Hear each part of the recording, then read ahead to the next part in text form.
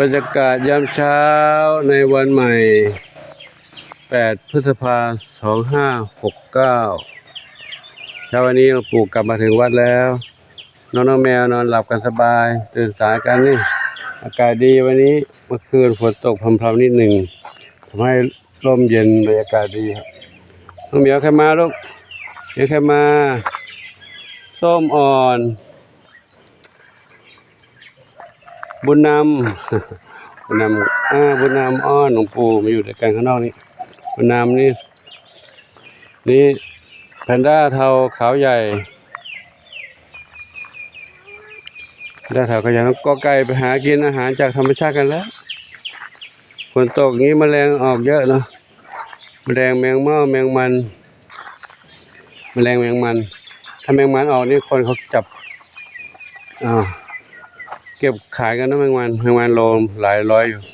โลเป็นพันนะแมงมันทางภาคเหนือนิยมกินกันแมงมันมาแล้วเมียมาแล้วบัวขาวก็มาอยู่ตรงนี้ด้วยกันนะบัวขาวเขาอยู่ข้างนอกมาก่อนบัวขาวอยู่ข้างนอกบุญอันนี้ก็น้องมนน้องอะไรนะน้องบุญนำก็อยู่ข้างนอกปู่จับไปอยู่ข้างในก็ไปพาไปทำหมันเรียบร้อยทีนี้เขาก็ออกมาเล่นข้างนอกก็คงจะไม่ไปไหนแล้วเนาะอยู่ตรงนี้แหละเพราะเขาชอบที่นี่แหละที่นี่มีที่อยู่ที่อาศัยมีอาหารการกินจาก FC ผู้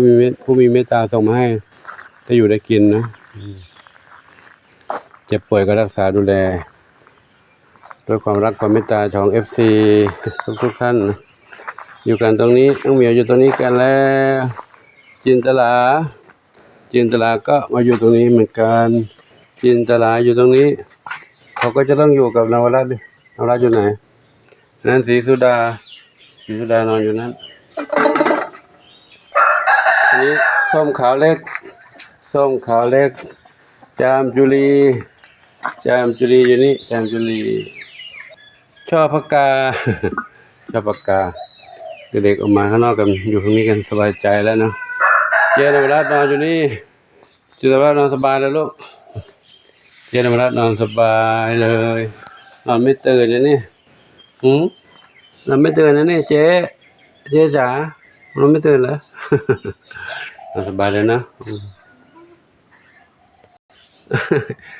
หนูอะไรวะปู่หนูหลับอยู่กวนหนูทำไมไม่เรียกหนูทำไมหนูไปหลับอยู่ปู่ไปเล่นกับเด็กๆเถอะหนูเป็น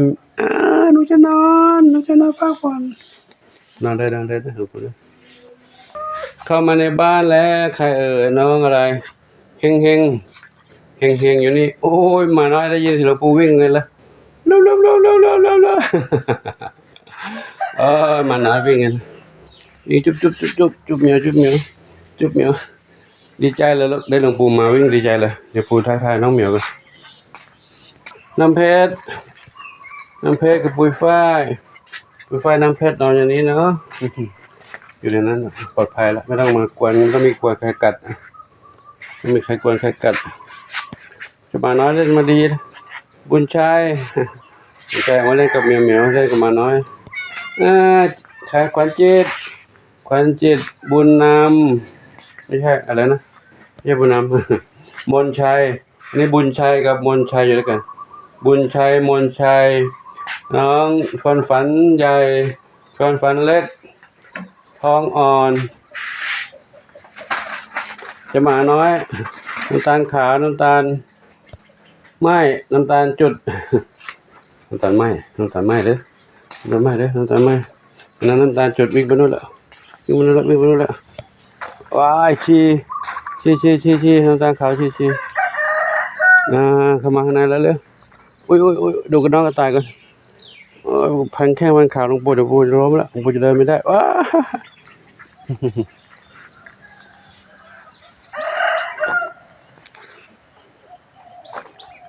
ยังไงการลูกอะไรกันลูกเล่นกันคุยกันเหรอเล่นกันคุยกันเด็กๆเขากินอาหารตอนก่อนหลวงปู่ออกไปบิณฑบาตแล้วตอนเช้าก็เลยสบายใจนอนหลับเล่นกันแล้วเล่นกันด้วยหลับเล่นด้วยพอเมียก็ พักผ่อนนอนหลับอยู่บางเมียก็ออกมาเล่นกับน้องหมาน้อยเล่นกับน้องหมาน้อยไปเดินดูนี่ก่อนดูทางนี้อีกน้องเหมียวเล็ก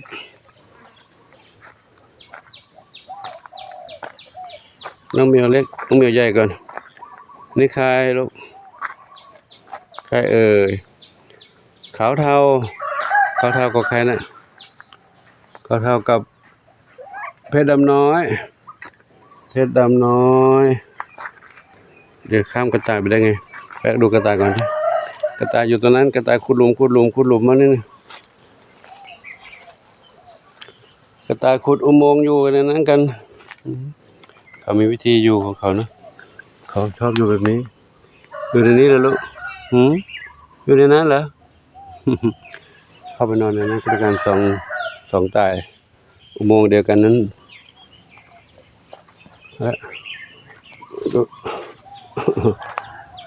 ดูน้องเหมียวต่อ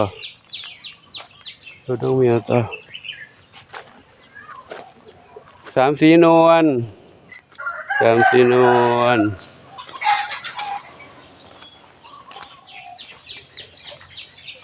เท้าเล็กใครอยู่บนหลังคานั่น อยู่บนหลังคาแต่ว่าจะพักผ่อนแล้วเนาะขึ้นไปตากอากาศข้างบนนั่นแหละ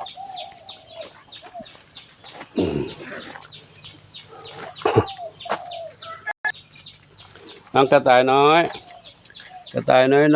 กินอาหารกำลังผูกให้ตอนเช้าแล้วนะอันนี้ก็ให้เขาวิ่งเล่นกันเดี๋ยวเขาก็พักผ่อนแล้วตอนสายเขาก็พักตอนสายก็นอนพักผ่อนเดี๋ยวไปดูน้องเหมียวน้อยก่อนเหมียวน้อยนอนหลับกันมาแล้วผูกให้อาหารไปตั้งแต่เช้าแล้ว หลับกันสบายเลยกินหาหมดไหมกินไม่หมดนี่กินไม่หมดเลยอยากเล่นละจะเอามาเล่นละนี่เสียงหลวงปู่จะเอามาเล่นละเดี๋ยวหลวงปู่มาลูกเดี๋ยวปู่มานะปู่ขอถ่ายคลิปน้องเหมียวน้องหมาน้องกระต่ายให้กับFCได้ดูก่อนเนาะเดี๋ยวปู่มาเก็บห้องน้ำเก็บบะทรายเนาะคิดว่าสักเดี๋ยวปู่จัดอาหารให้ใหม่เนาะตอนนี้เล่นนอนเล่นไปก่อนลูกนอนเล่นกันไปก่อนอันนี้นอนเล่นกันไปก่อนนอนเล่นกันก่อนนะใหม่จับไม่ได้ขู่พ่อเดี๋ยวนี้จับได้แล้วอ่อนแล้ว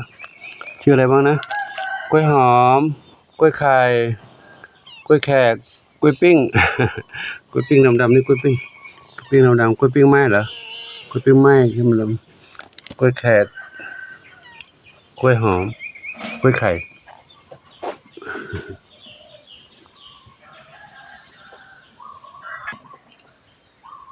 บุญชัยใช่วันนี้เหรอใช่เขาเล็กโอ้ยมาน้อย มาน้อยตามหลวงปู่มาเล่นกุ๊กกิ๊กอยู่กับชวนฝันใหญ่กับมาน้อย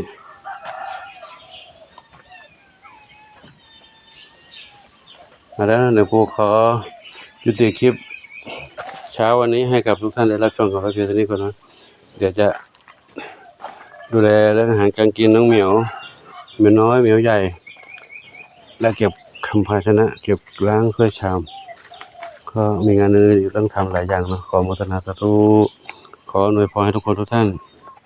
มีความสุขมีความเจริญมีความสุขกายสุขใจปรารถนาที่ใดขอได้ทุกความมุ่งมั่นปรารถนาทั่วกันทุกคนทุกท่านเทอญ